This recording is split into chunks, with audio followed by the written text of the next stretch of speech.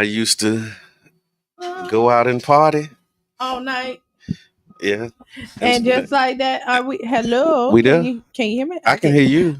Can you hear me? Oh, I can hear you. So listen, we want to welcome y'all to the Tampa Bay Breakfast Club. I'm Yeah. your brother John. And this is Qiana. And this program is being brought to you as part of the New Image Project of the Community Development and Training Center, aka CDAC. See that? And we like to thank y'all for tuning in, helping us to redefine what's cool because Smart is the new gangster. baby.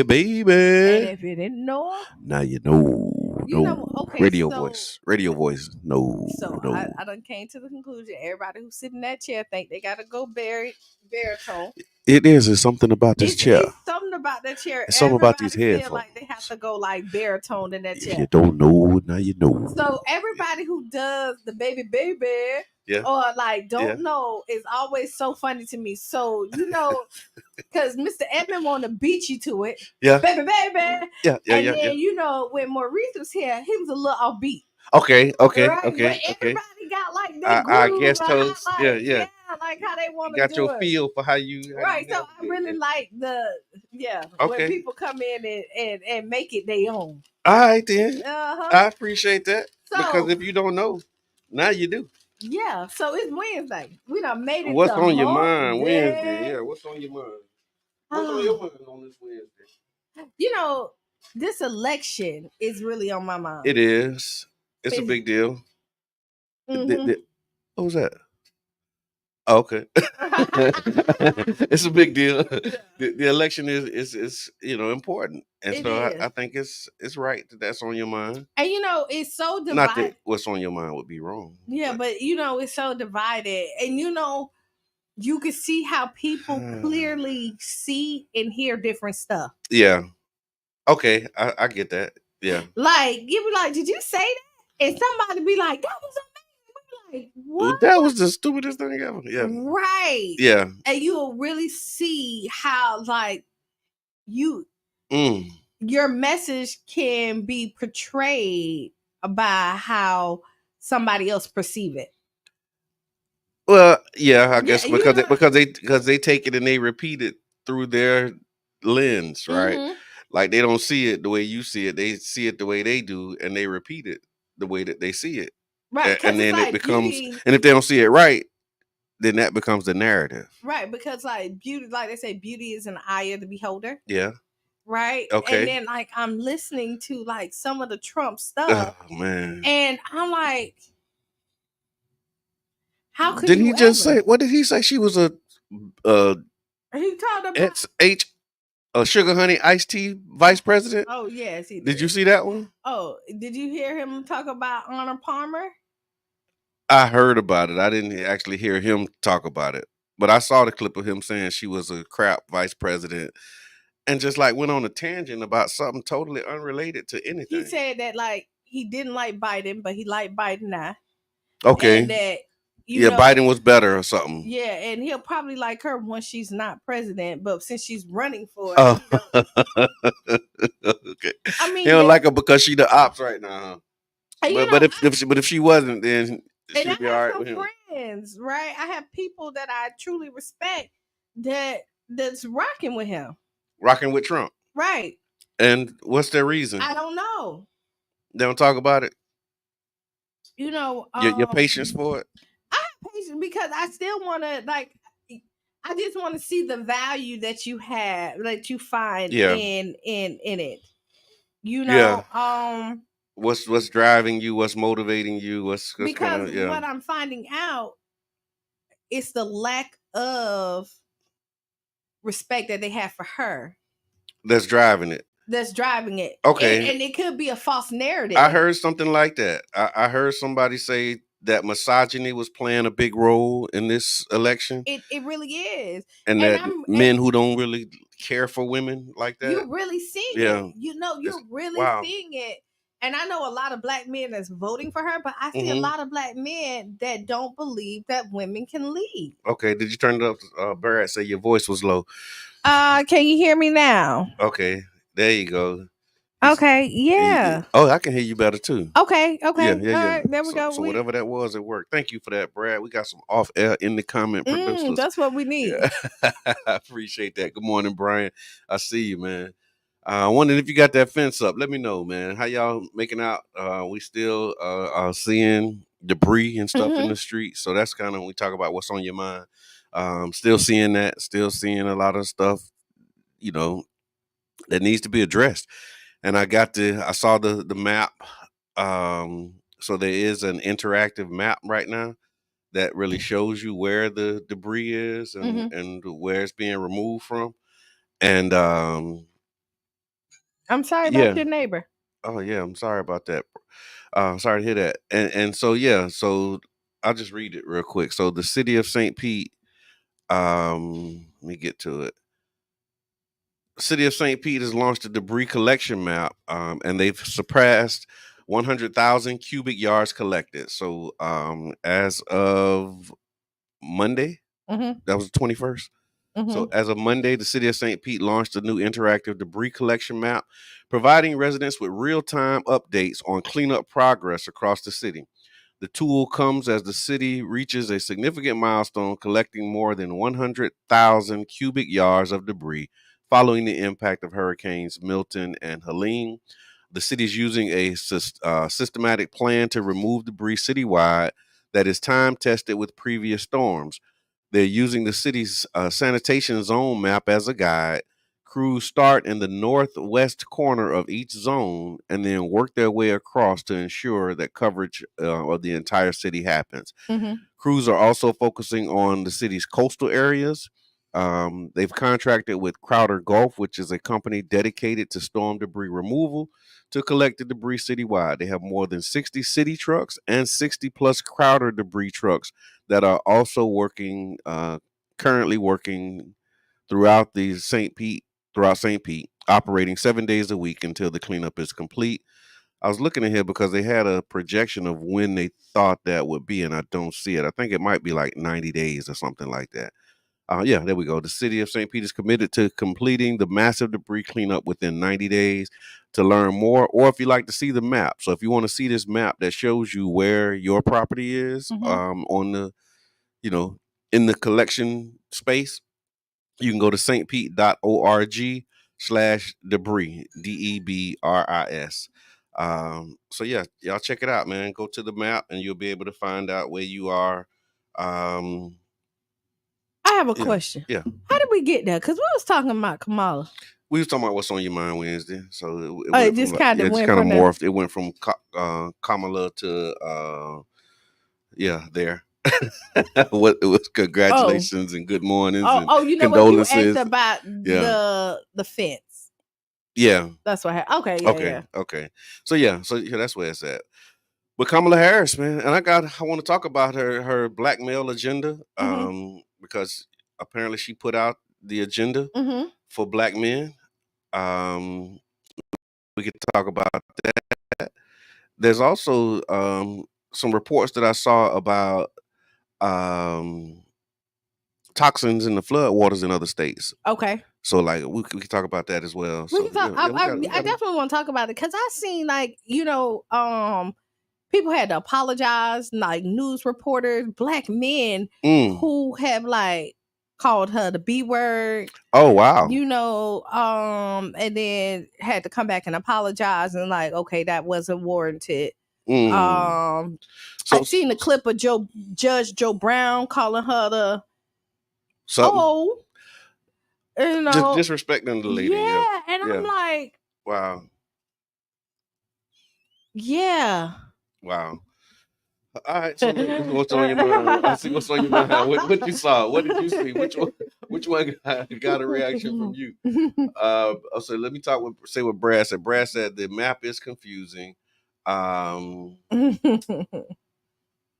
the map is confusing. It went small when I highlighted it. So let me just Okay. see. So I said the map is confusing.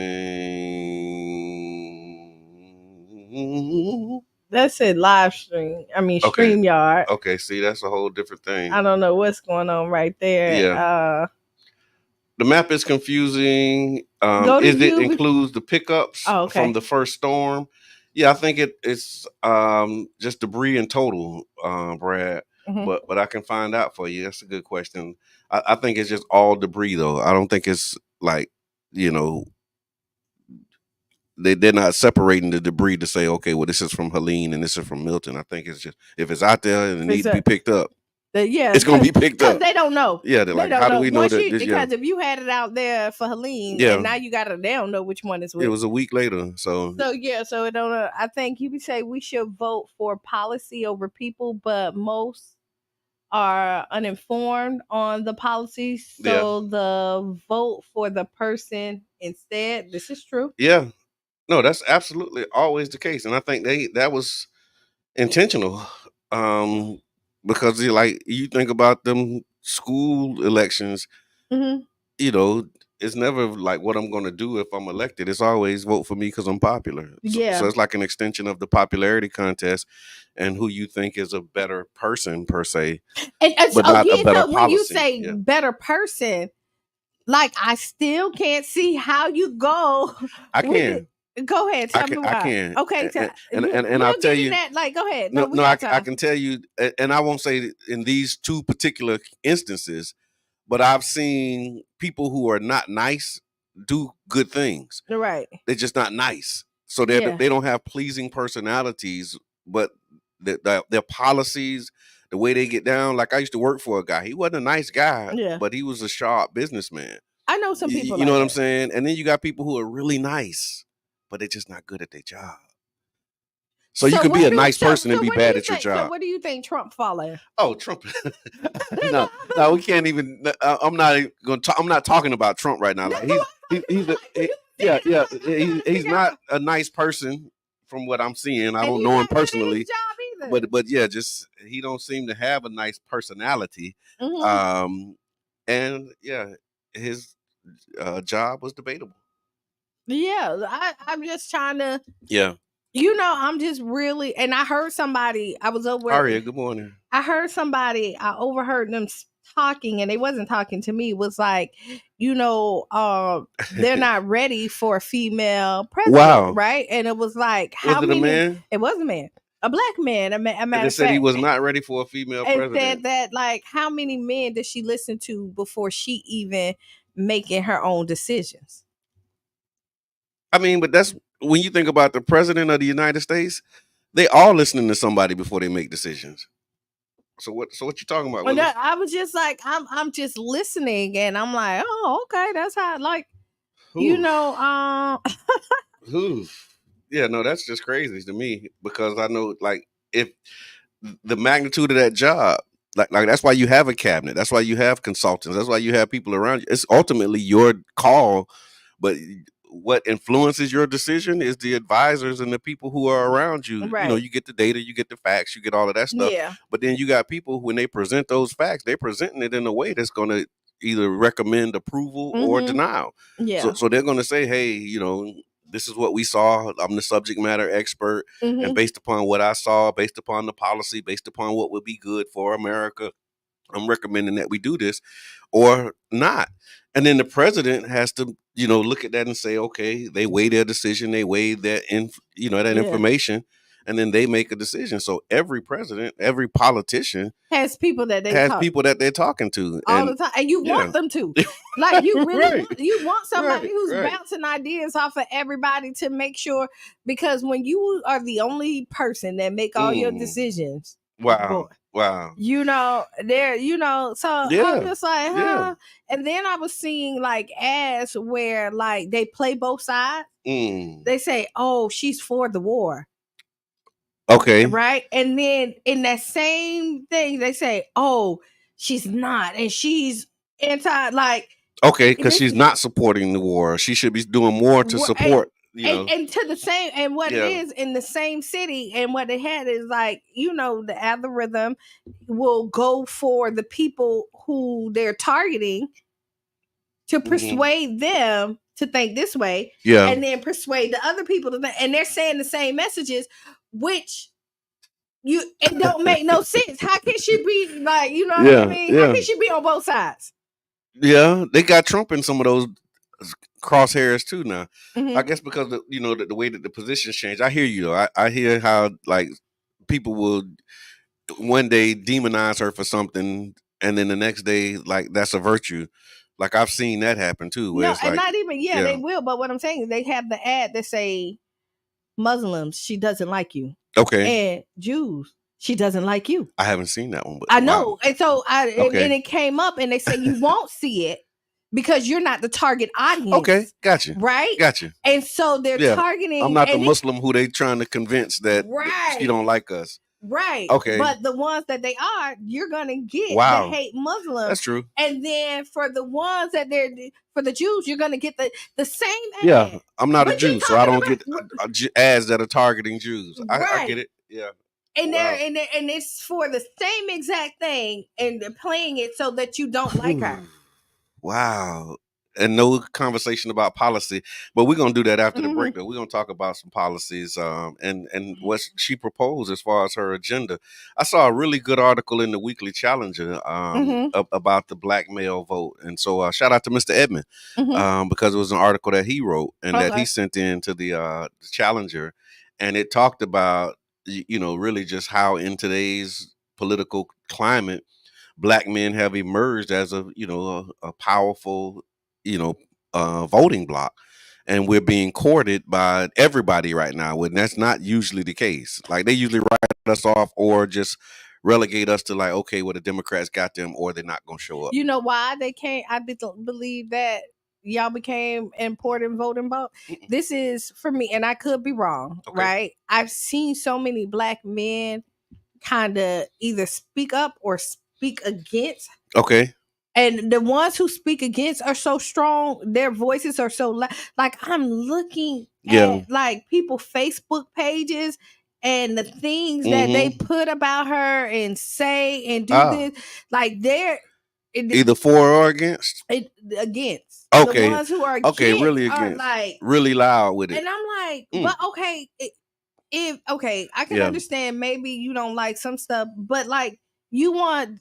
He just said on national TV that if you tell that slaves helped build America, that you won't be funded. If you teach that. I said sell, didn't I? Yeah. But teach, Yeah. But he just said this on national TV and kept it moving. Yeah. Oh, they won't be funded. Like you look at that and they're saying like, so you're talking about wiping away your history for real. And they said if you teach it. Yeah. Then we won't fund your school or your organization. Wow. So yeah. Yeah, and that right there. And then that's enough. And then the police immunity thing, that's another issue. Like I said, we can get into it after the break and really talk through some of these policies. Comments. It says the king and queen always have advisors, so we can only hope, I guess I'm gonna just kind of ad libbing here, that they have good and trusted advisors. This is true. If you're the only one you consult with and then you make all the decisions, then that becomes a dictatorship. That's what I think Trump is kind of after. Yeah, he is. And then Ornisa, that's madness. They are talking about staying around their fan base. Are you serious? What fan base? Only 10% of St. Petersburg even go. Okay, we talking about the raid. She's talking about. I don't know when we got into that. Because she said she want why you want the raid to leave. Okay, got it. So we'll come back to that because I do want to talk about Tropicana Field after the break. Well, it's 8:00. It is. So that's what we'll do. We'll take a break. Yeah. Tag a friend, tell a friend. We're on here. We rocking and rolling. Yeah. And we shall be back about like 7 minutes after the hour. Right on. Jumping up and down on the street, pay back the money.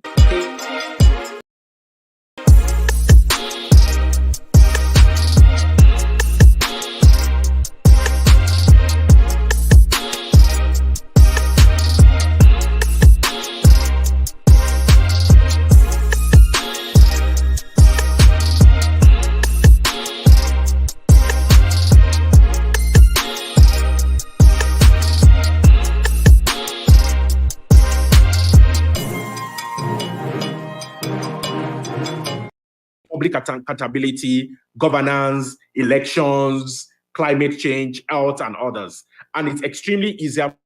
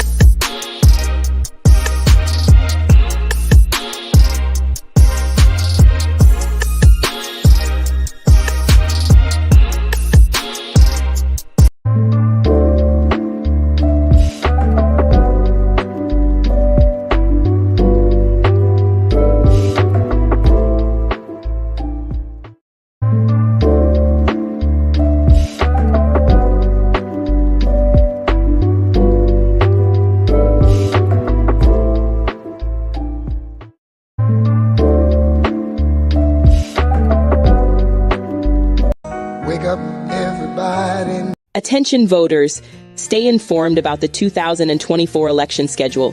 Primary election day is August 20th. Make sure you're registered by July 22nd. Early voting runs from August 10th to the 18th, with hours from Monday to Friday, 8 a.m. to 6 p.m., and weekends from 8 a.m. to 5 p.m. Mark your calendars for the general election on November 5th. Don't forget to register by October 7th.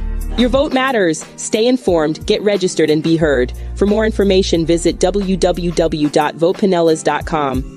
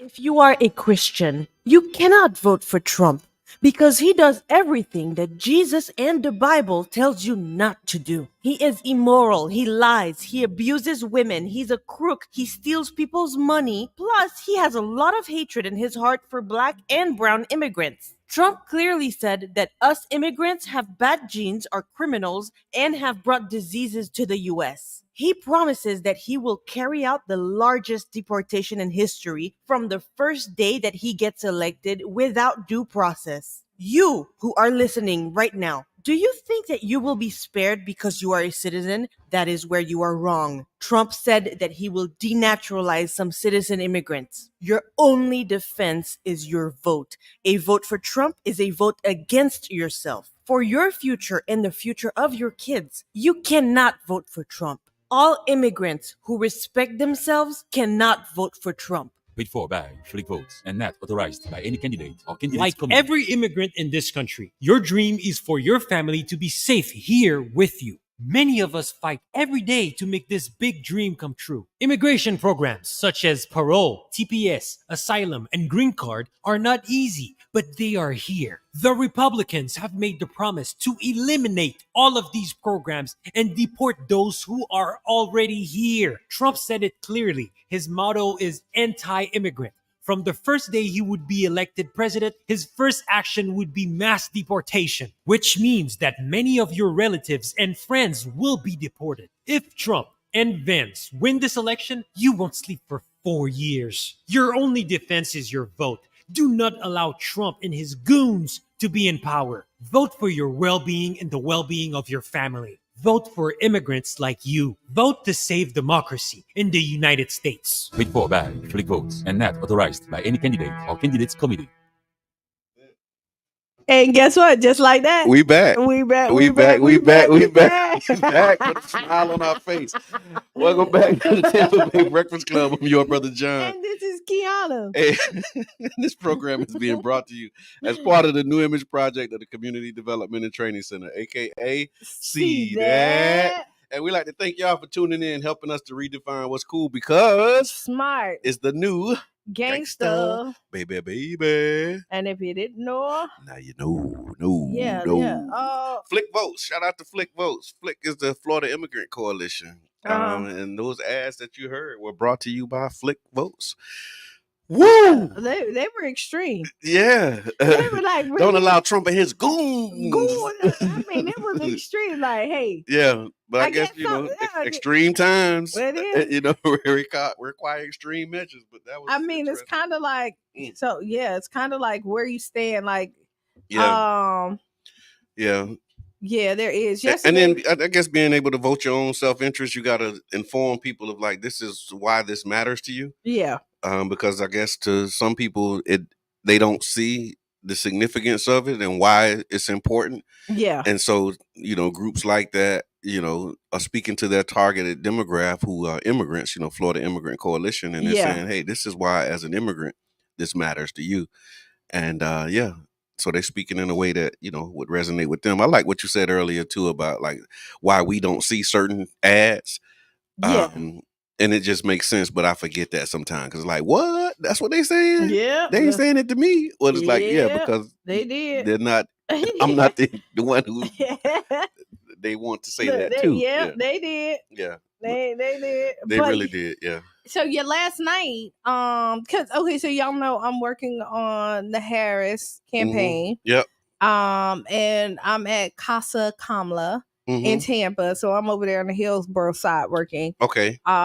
And there we had the governor from Puerto Rico was supposed to come, but because the hurricane, he couldn't stay, so he sent a representative, which is one of the chairs, because on the ballot it's about making Puerto Rico official state. See, I didn't see that.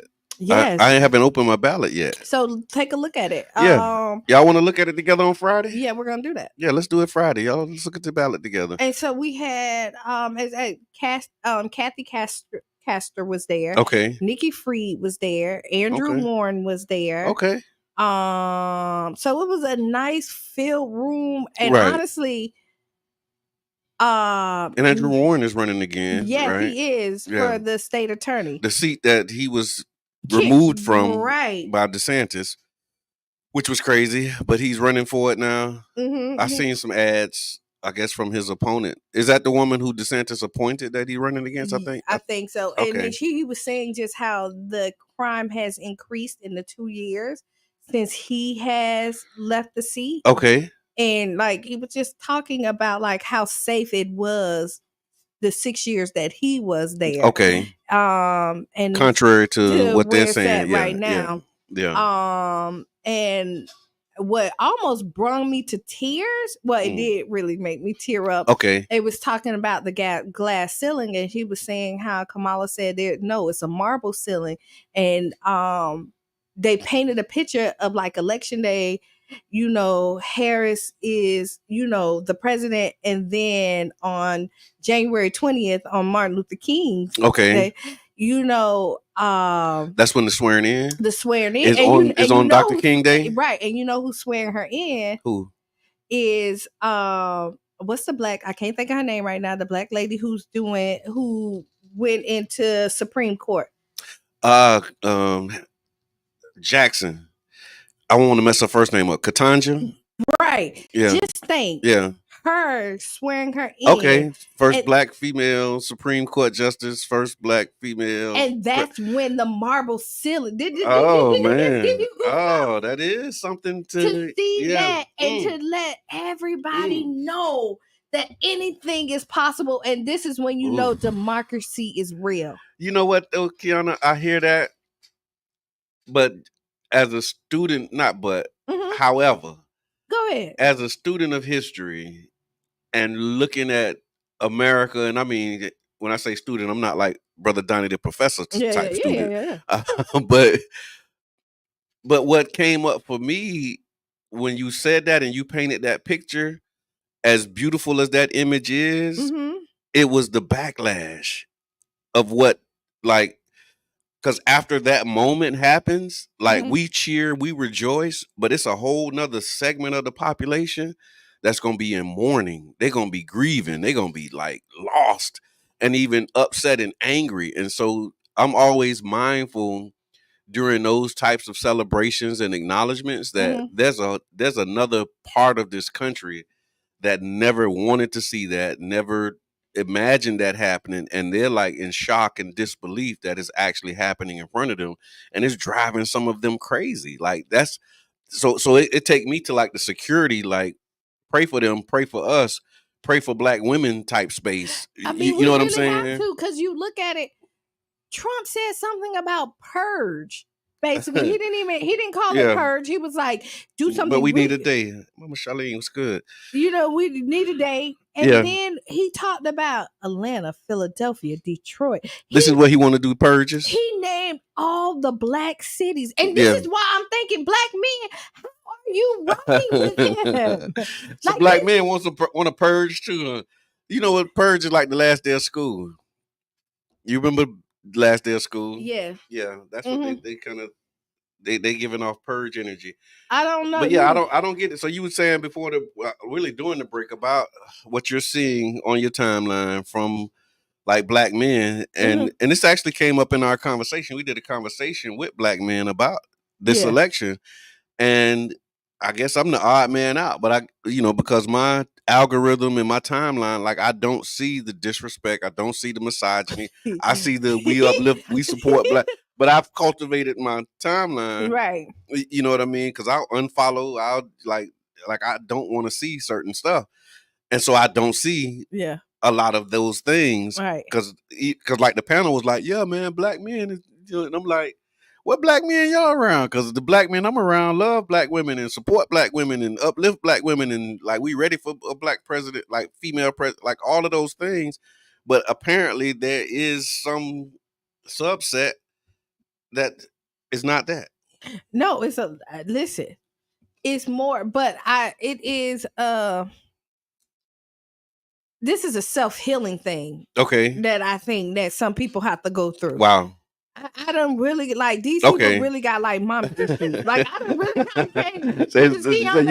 say you got mommy issues. The views expressed. This is not a medical diagnosis. No. Please go get your head checked if you need to. This is a Qiana thing. Yeah. But these are really like some real like when you look at it, like how can you when you look at that and be like, oh, you're I know, like Judge Joe Brown was like, I know an O when I see an O, and I just want to know who her pimp is. This is why you got this part, sir. You know what I mean? But Judge Joe Brown is an outlier. Do you think Judge Joe Brown speak for black men? No. You see what I'm saying? He speak for some black men, not it's all. some, but I don't think that's the majority of black men feel that way. I've been seeing a lot of black I don't think men. a lot of the black men unite with Judge Joe Brown on a lot of things because he be out there. Yo, he totally out there. Yeah. But I'm just saying on this, like I was talking to one of my brothers who locked up. And he was like, "No, like I ain't gonna." I say, "You're locked up," and hold on. Yeah, we talking about Kamala Harris and black men's perspective and viewpoint. Caller, you on the ass? What's on your mind Wednesday? Introduce yourself. I'm a black man calling in, speaking for black men. Right on. So, do you unite with Judge Joe Brown? So first of all, this is one and only Mr. Edmund, and Judge Joe Brown has never in no way spoken or I don't know how people feel he speaks for black people. Right. Judge Joe Brown speaks for Judge Joe Brown. I think the problem that we have with what's going on around the men, or is we ready for a black woman, or all this, it goes back to just the culture of America. Yeah. They said the same thing when Hillary was being elected or going to be elected. So I think the deep-seated thing that we're facing is already built into our DNA as a country. Okay. And we have to work around it if we're going to get farther, if we're going to move past it. Right. No, I appreciate that. Thank you for that. Because I absolutely agree that it's an American thing, not like a black male thing. Yeah, I mean, okay, but I'm talking about the black. Yeah, we talking about black men. and the reason I say that because if you look at the black community, if you look at the black community, we like hands down behind our women. Like our moms are the most important woman in most of men's life. Not all, but most. Most of us was raised 70%. They say it was raised by a black woman. But depending how your mother raised you, depend on how you view women. And that's when I tell you. So if you was raised out of love, you see people as individual. If you was raised out of struggle, you see people as a whole. Typically, if that makes sense. Okay. So you don't like, for me, and I can only speak, like for me, if somebody do something bad, like if I'm in a bad relationship, I'm like, that person was bad. Not all men was bad. Yeah. Because I came from this incubator of love, if y'all would say. Sure. But if I came from an incubator of struggle, and not saying that that was just the dynamics of it. You saw the harshness of the world, so you group everybody in there, and you'll hear those people say, "Oh, this is that. Right. Oh, this is that," and they don't individualize people. Right. I agree. I agree with that. And at first I didn't until you explained it. Because honestly, when people have hardships in life, they do form their worldview. Yeah. When they live hard, and then so I agree with that idea. Right. Because with this election, if I don't know if y'all been paying attention, they say Trump just got a big surge. In support and donations. Yeah. Yes, and Republicans are leading early voting. If y'all don't know, early voting is up. And go out and vote. I ain't telling you who to vote for, but I am letting you know you need to go vote. Big shouts out to Tampa Bay Breakfast Club, 99 Jams, Carefest Radio. Y'all can donate. Y'all can underwrite a show. Thank y'all for all y'all do, and I'll catch you on the rebound. Thank you so much. I appreciate that. You know what I would love to do though? I would like for all black men or just let's do like a pimp my ride. Okay. To the polls. Okay. Like, you know what I mean? Everybody went, like dunk to the polls. Right. Take your dunk to the polls. That would be so dope. Wouldn't that be dope? That would be dope. So you listen to the Tampa Bay Breakfast Club right here on 99 Gems on Carafesta Radio. And 99 Gems does rely on the support of listeners like you to keep the shows that you love on the air and to keep all of these good things that you see coming from over here happening. And so if you like to donate or contribute, you can go to 99jamstheberg.com and click that donate button, leave a donation. You can also send stars if you want to send stars to support the program. Please do so, but we definitely could use and value and appreciate your support. And if you are listening on the radio and you want to call in, I know our Facebook users see it. Yep. The phone number is 727-637-2416. Yeah. What's on your mind Wednesday? We talking about Kamala Harris and the black male vote, the importance of the black male vote, and why do you think he said I don't like us that much, but good idea. They don't like us that much. Oh, wow. Yeah, no, I like that idea. That's a great idea. So, don't y'all steal it out there. No, somebody will take it. No, we should organize it. That's what we do. Yeah, that's true. So we're seeing this shift towards black men. We're hearing historically that black voters have overwhelmingly supported the Democratic Party, but recent trends are showing that some black men are reconsidering their allegiance, exploring alternative political options, including the Republican Party and independent candidates. Why do you think black men are leaving the party and leaving that, this establishment politics and this two-party system? So I think miseducation. Okay. Part of it. People listen to sound bites, and then there's always two sides of the pancake. You only listen to one side of the pancake. Okay. Or you never flip it over, and that's just a human nature, right? I have repeated stuff that I've heard, and then once I did my research, I'm like, ooh, yeah, that was real wrong. Like, you know what I mean? Dead wrong, right? Yeah. Ooh, I better not ever say that again. Okay. And I also think that the narrative that our community, that our black men has been taught and told is so wrong.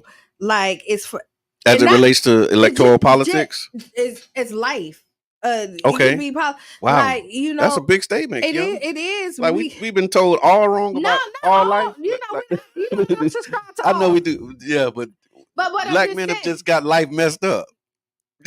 That's kind of what I heard. But you know how much I love y'all. I do. And you know how much But we got life messed up.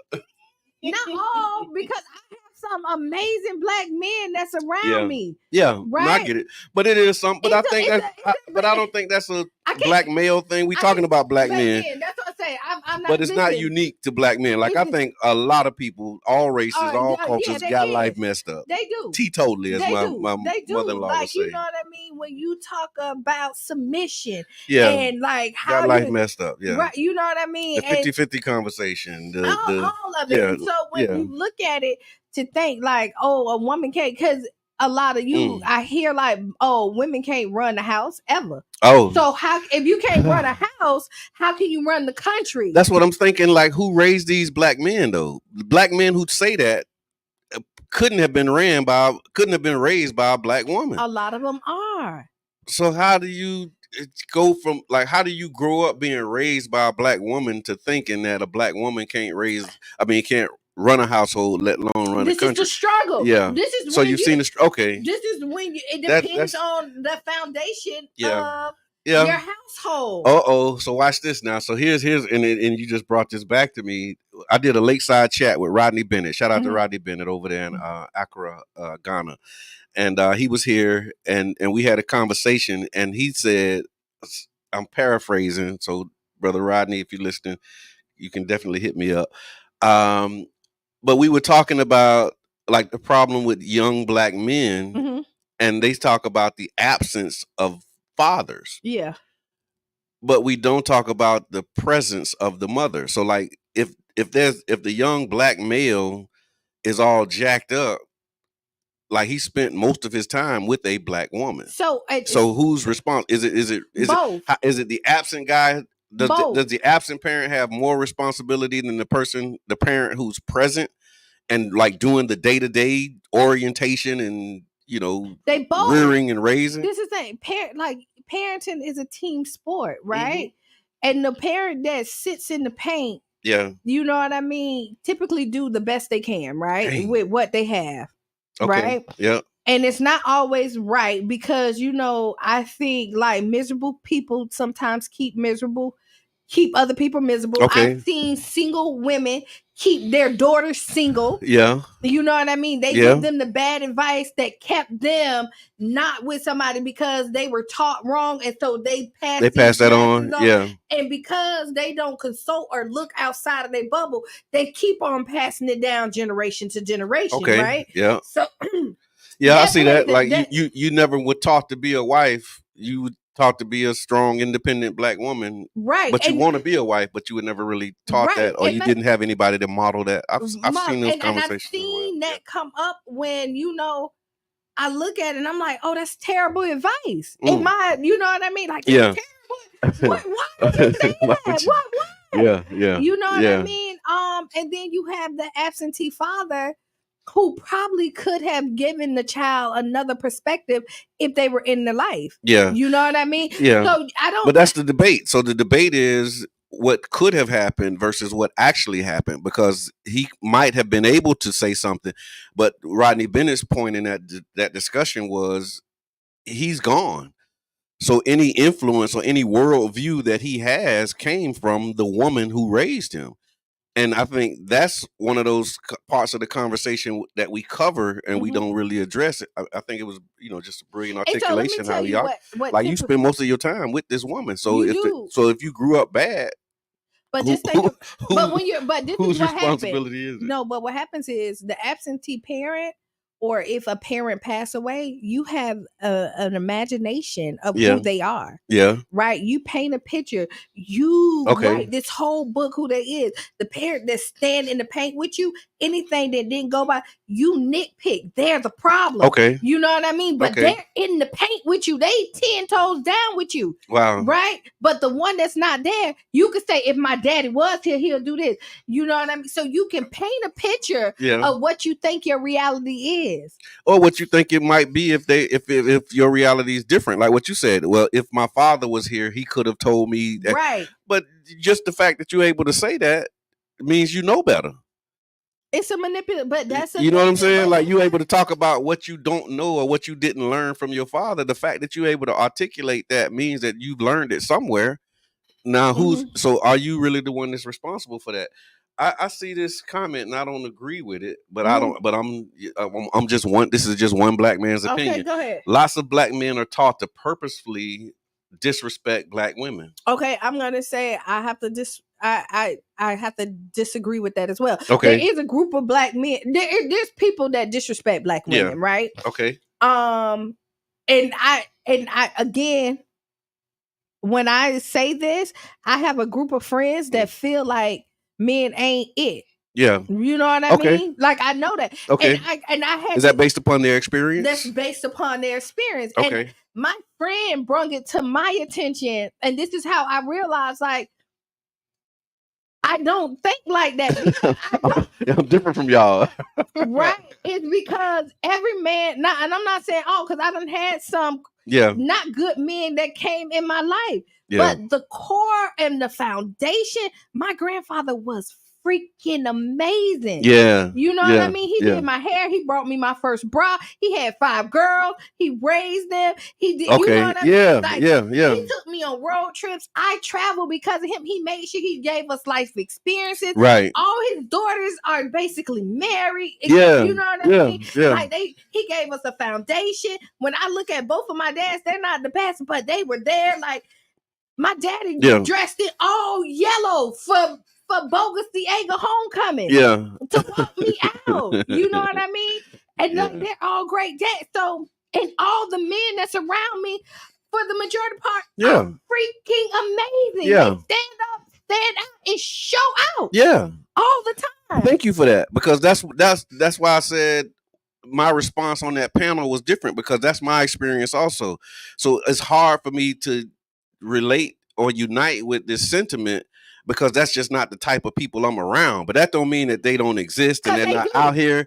Like, yeah, it's some bums and some deadbeats, but it's just they're not around me. You know what I'm saying? And I'm not engaging with them. And if I am, they telling me how they need to get it together. Like they know that they're bum, and it's like, man, I'm just trying to get my life together. I'm trying to get you know what I'm saying? So it goes back to the foundation. But like everyday core people, like the people, the timeline, the conversations, like I don't hear a lot of black men disrespecting black women. That's just me though. And what I found is maybe I attract the black men that were like the black men that were in my life. I hear that. You know what I mean? Yeah. I found myself finding other great fathers that I'm around. But then I look at my friends, the people that they were supposed to be safe from and safe with, violated their trust. Yeah. You know what I mean? And so that goes from their father. And that happened with a lot of people too. Right. And so the way that they look at it, hearing that, is, you know what I mean? It's, again, you'll look at those people, and unfortunately, and I don't subscribe to all, typically tip everybody in that box. Right. No, I hear that. So let's talk about the agenda. Okay, let's go ahead. So this is a summary of Vice President Kamala Harris's proposal for black men. So Vice President Kamala Harris unveiled an extensive agenda to address systemic barriers and create new opportunities for black men across America. The plan was introduced on October 14th of this year, and it focuses on wealth building, health equity, criminal justice reform, and expanded education and job training access.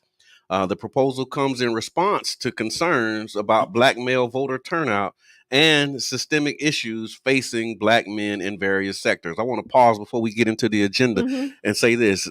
This is what it says. This proposal comes in response to concerns about black male voter turnout and systemic issues facing black men in various sectors. So this is a response. And what you said during the break, I thought was so relevant, because it's interesting how you can't really win, right? Yeah. So it's like, okay, she don't have no agenda for the black man. So she put out a black male agenda, and they like, oh, she only put that out because they said she ain't had no agenda. So now she got an agenda. So it's like, take that for what it's worth. As your leader, that's what you want. Responsiveness, Like if I'm complaining about something, I want you to let me know that you heard me. Right. You know what I mean? And the way you say that is you put out a plan. Well, here, I heard you, black man. Yeah. Here you go. Look at this. And not say, oh, it's fake. Oh, you know what I mean? Real talk. So let me just say this. So clearly today's show is about Kamala Harris in all caps. Did she pay y'all, or are y'all doing this for free? I'm doing it for free. Who said that? And it don't matter. It's a comment. Oh. The subject line for today's show is Kamala's black male agenda. And so, that is clear. We wanted it to be clear because we wanted to talk about Kamala's black male agenda, and that's what we're talking about. Oh, I see it. Yep. So, so thank you for the response. because I'd rather have a response to the complaint than no response and being Right. ignored. And now it's something that you can hold her and her team accountable to, Yeah. because at least there's something that's written and something that's published that says, okay, this is what our plan is to address the issues that are facing Black men. I appreciate that rather than not having anything. Right. And so now we can get into the details of what it is that she's proposing. And so under the wealth building and entrepreneurship piece, because it's like 5 or 6 different areas that she, is looking to have an impact. So thank you. I appreciate that. Be blessed. And so just wait though. You just gotta wait. You gotta wait. Because as much as you want to find out, you can't. Because you love us and we love you too. Every time I try to leave, you keep pulling me back in. So just wait for it.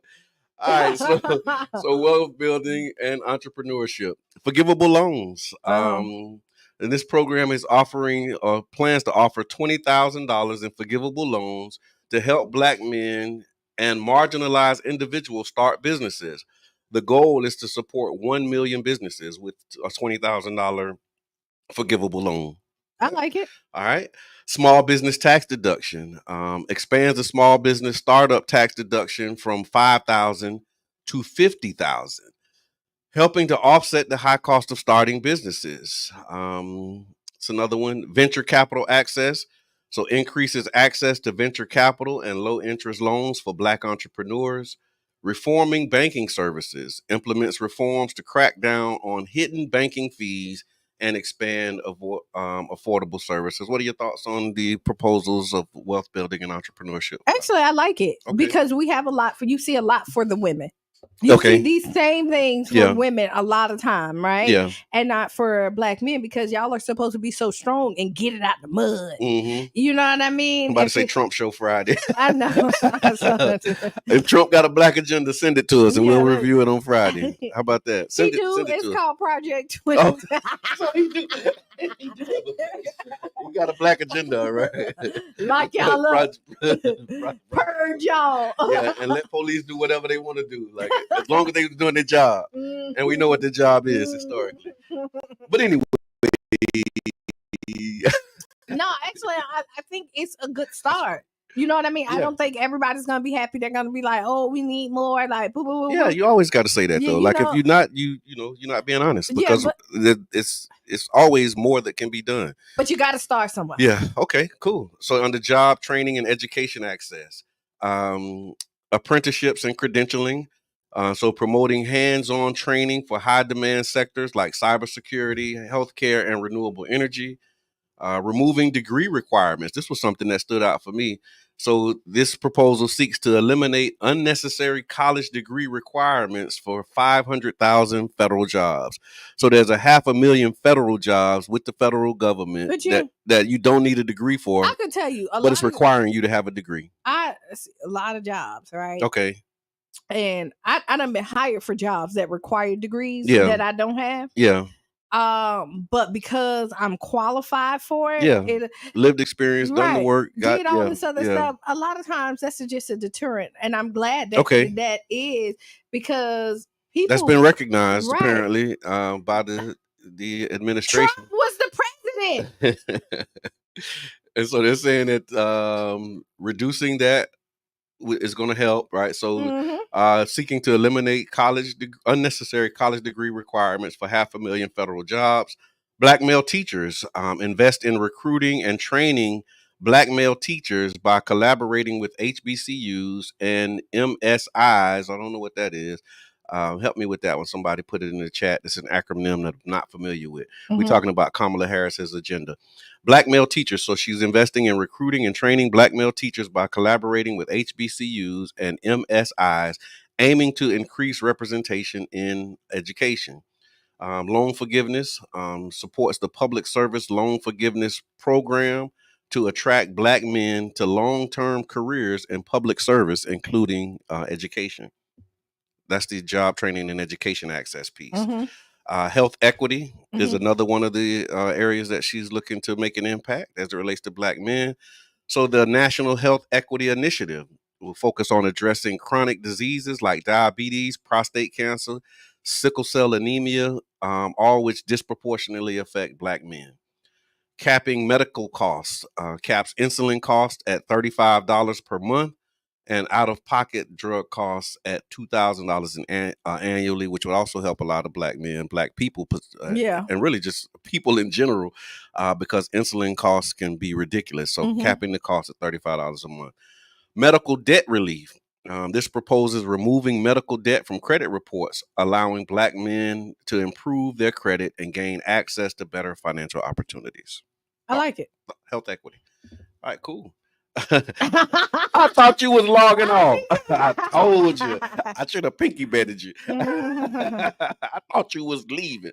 And so, I hear this. So I hear this, right? Yeah. Because you say Harris is in office now. She can do this now, dummies. The name calling is just so elementary. I mean, come on. I'm old enough to be able to let that roll off my back. That's so elementary. Yeah. But what I say is she was It's actually just funny at this point. It really is.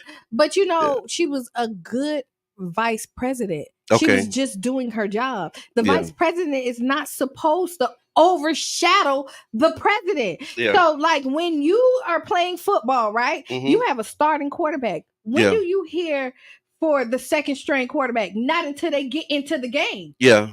That's when they're supposed to show their skills. Yeah. And what you and do. show you what they can do. Right. They sit back, practice the plays, and make sure that they're ready to get in the game. And soon as he jumped out, she was ready to get in the game.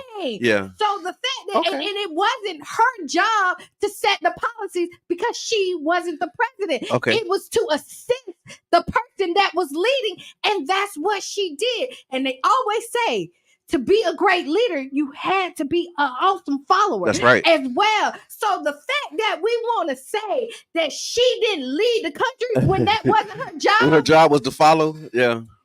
That would be, we would, come on. Yeah, I hear that you. makes no sense. I hear that. This is when people say sound bites. Yeah. Because everybody. That's definitely a Republican talking point. Where was she? She was doing her job. She was being the vice president, assisting the president. That's what she was doing. And you be saying, and Trump was the president before, and he did not do it. So and that's the other part of it. Like a lot of the stuff that he's talking about, he's going to do is like you had 4 years as president, and he did nothing, and you didn't do that. Messed up the economy. You didn't do that. So. And you just like Barack came out there, like, and people so educated, right? So let's get through this agenda. Yeah, let's get through it. It's more. But wait, there's more. It's good. It's good. Good. You're listening to the Tampa Bay Breakfast Club right here on 99 Gems, 99.1 FM. And we're talking about Vice President Kamala Harris, actually candidate for President Kamala Harris. This is her proposal for Black men in response to concerns and considerations that Black male issues were not being addressed. So we talked about the first three. Now we're talking about criminal justice reform and legal cannabis. These are some other parts of her plan. So federal marijuana legalization will legalize marijuana to reduce incarceration rates and create economic opportunities in the cannabis industry for Black men. And so up to this point, it's all been done by the states. But now most states have basically legalized marijuana. And so she's proposing to do federal marijuana legalization. Access to cannabis licenses will ensure that Black men have access to licenses and jobs in the legal cannabis sector, which has also been something that you've heard a lot of complaints about, rightfully so, that Black men, particularly those who are returning citizens and may have been caught up in the system for drug dealing, particularly marijuana use, don't have access to the legal enterprise. And so her agenda looks to address that. Home ownership and financial literacy. Affordable housing units. Proposed building 3 million affordable housing units during her first term. Down payment assistance offers up to $25,000 in down payment assistance for first-time Black homeowners, helping to close the racial wealth gap. Fair appraisals. This is another big one. I've been getting calls about this recently, as a matter of fact. Introduces accountability measures to address racial bias in home appraisals, ensuring that Black homeowners receive fair property valuations. Because I've been seeing that a lot, like right here in St. Pete District 7. Like the way that our homes are valued and assessed is just ridiculous. Because your Blackness is in it.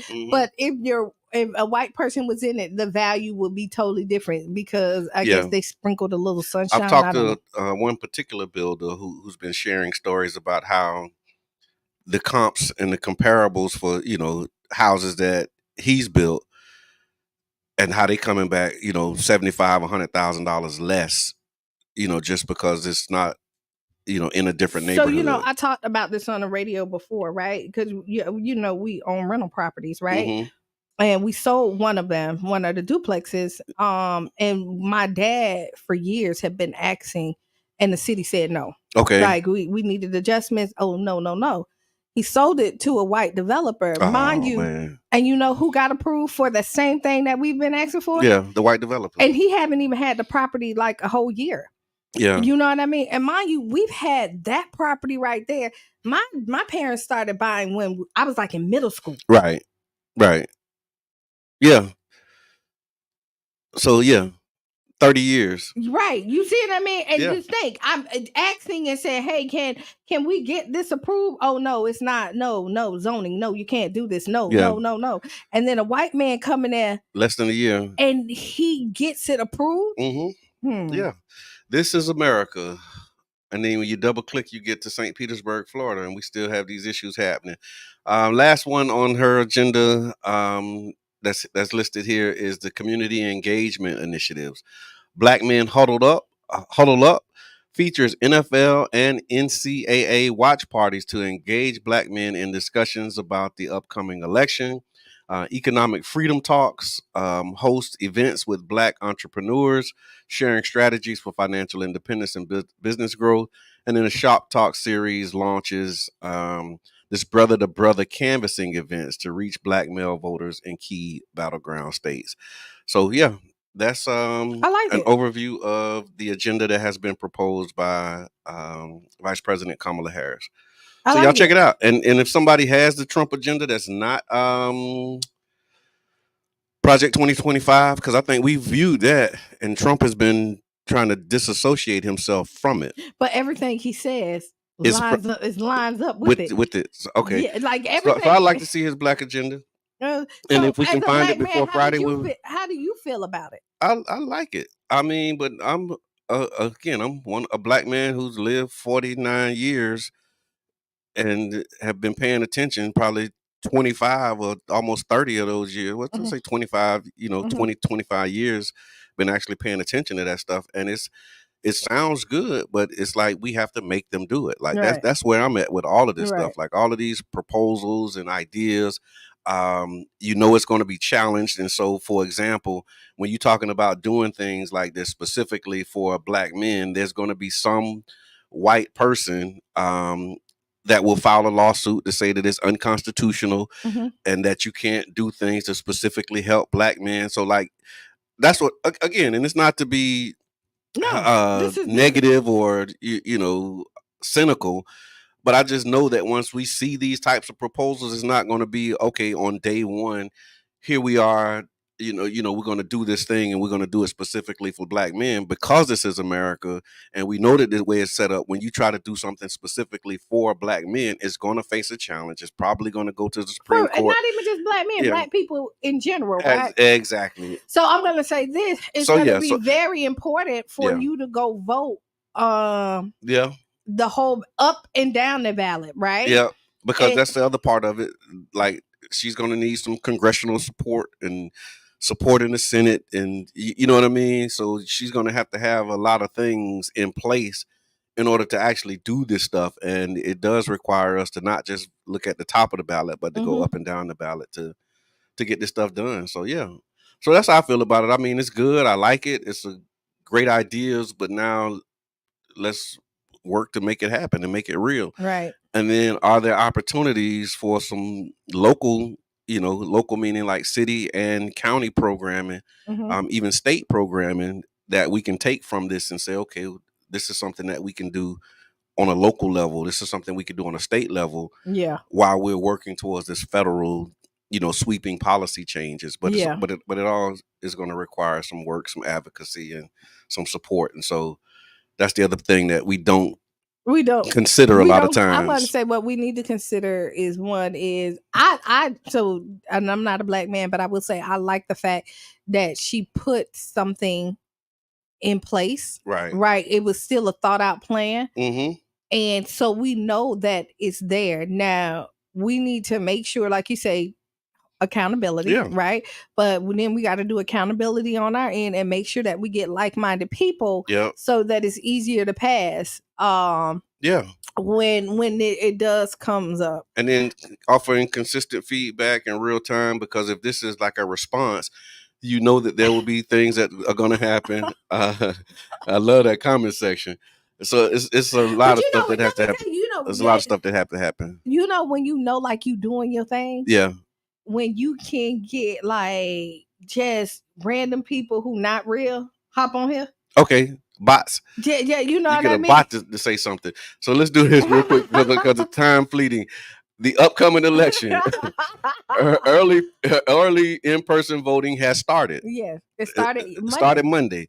In Pinellas, Hillsborough, and Pasco counties, which is in the Tampa Bay area, with all the counties adjusting after back-to-back hurricanes. So Governor Ron DeSantis did sign an executive order easing some of the voting rules for storm-impacted counties, allowing for more flexible mail ballot requests and adjustments to polling locations. And so early voting dates. Hillsborough early voting has been extended until November 3rd. Pasco early voting ends on November 2nd. And Pinellas County extended early voting to November 5th at select sites. And so while November 5th, so that is the election. That's election day. November so you can 5th. Early vote all the way through then. So Monday. That's if nice. That's what if the election day is November 5th, it says early voting is extended because it usually goes to that Sunday. Yeah, they take the Monday off and then come back to it usually goes for 2 weeks, like 2 weeks before the election, and then ends the Sunday before the election, and then they take that Monday off and go. But now they just continue in the early voting. All across the board. So mail ballots. So rules have been relaxed for those who have been displaced by hurricanes. Voters can request a mail ballot by providing identifying information over the phone. Each county has drop boxes for mail ballots available during business hours. And so, you still have opportunities to vote early. It started on Monday. You can go now. Make sure that you bring your ID. Make sure your signature and all of that stuff is up to date. If you need to change your address because you might have been displaced during the storm, Enoch Davis Center, they have like hours and a part of that multi-agency approach. So you can actually go to Enoch Davis Center. I saw somebody received help with getting their license renewed and everything over at the Enoch Davis Center as well. So go vote, y'all. Yeah, get out there and vote. Yeah, look, get out there and vote. Do the thing, man. Mm-hmm. Do the thing. I had something I wanted to say, but it done slipped my mind. I'm sorry. That's what happened when I cut you off while you speaking. No, that's fine. You wasn't rude with it. You wasn't rude with it. So I mean, honestly, I think this is a much needed conversation. Yeah. And it's gonna be ongoing. I like the engagement, regardless of where you at. Like I'm one of the people that truly believe in democracy. Okay. Wherever you're at. I look both ways before I cross the street. So, I mean, you have your reasons why you feel strongly about this. I have my reasons why I still feel strongly about things. And what I do know that we live in a country that I'm not always going to get what I want. Mm-hmm. You're not always going to get what you want. But as a collective, we do what the majority wants. Right. You know what I mean? And I'm okay with that, regardless of how it turns out. Absolutely. So, no, that was a great program. I think it's a lot of great information. Y'all do your own research. Like you said, it's no matter how you feel about the top of the ballot, there's other things on the ballots. Yeah, and so when you hear, this is another thing that I wanted to clear up, because you've heard a lot of black men say they're not voting. Mm-hmm. I think, again, this is just the bubble that I'm in. Mm-hmm. The bubble that I'm in, the black men who say they're not voting in the presidential election. but they are voting in like the Senate race. Like they basically just skipping the top of the ballot because of the electoral college. This is conversations. So because they understand the way the electoral college is, they're like, okay, well, we're gonna skip that part, let them work that out. But they are voting in the congressional, Senate, state races, and they're voting in I hope they local change their elections. mind. Yeah, I'm just letting you know that. Yeah, So when so there's another nuance when you hear some black men say they're not voting. That don't mean that they just throwing away the ballot. Yeah. They're not voting in the presidential election, but some black men are skipping that part of the election and voting in other aspects. So yeah, and then there's a lot of other things we want to talk about. But we can talk about it on Friday. So if y'all can send us that the Trump agenda, we'll review it. We're gonna bring the ballot on Friday, right? So we can review the ballot. There's an update in the Breonna Taylor case. Something that happened. Let's talk. Okay, yeah, we got 5 minutes. We got 5 minutes, and so former Louisville police officer Brett Hankinson is now facing a third trial on civil rights charges connected to the deadly 2020 raid that resulted in Breonna Taylor's death. Hankinson, he did not fire the fatal shots, but he's accused of firing recklessly into her apartment, putting her and her boyfriend at risk, and if convicted, could face a life sentence. And so I'll be bringing some updates on what's happening with that trial, because justice for Breonna Taylor is still happening. Not just a hashtag say her name, but these cases are still going, and I think it's important for us to uplift what's happening with those cases. The outcomes for the other officers involved have fueled debate about police reform and accountability, which Trump basically is saying he's trying to remove. Just another one of them agenda points, saying he don't want any reform or accountability. And any reforms basically mean you can do whatever you want, like how he's trying to do, with his office. Yeah. And so, but it also has fueled these debates about how, we can continue to make this a more perfect union.